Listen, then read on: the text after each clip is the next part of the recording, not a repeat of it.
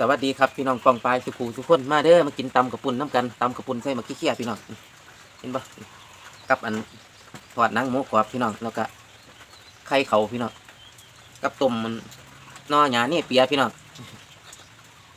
บรรยากาศดีๆนะฝนตกนิดนะพี่น้องเนาะกินกับข้าวเหนียว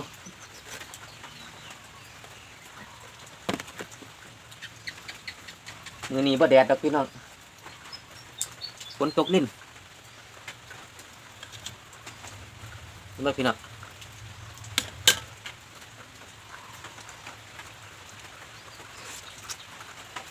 อืม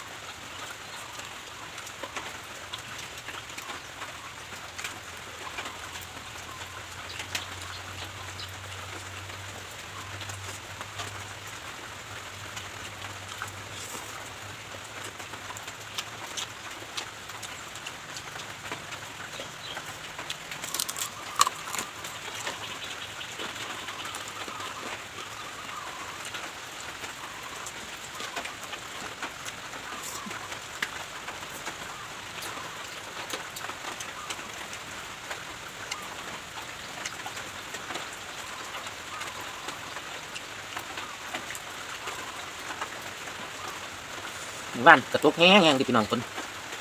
หาโมงแรงตกแห้งสักเบิดมือแล้วมือนี่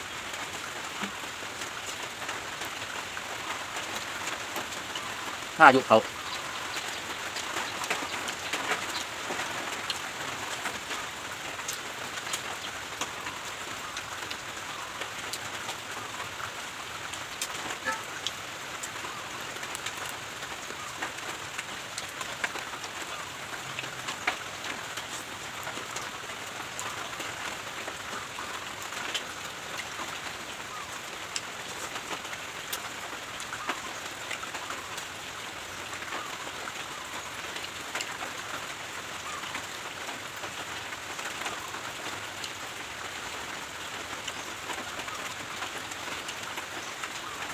จังนออ่อยดิพี่น้อง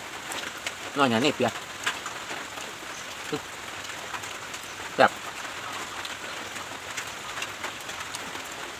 ยังกระแซบ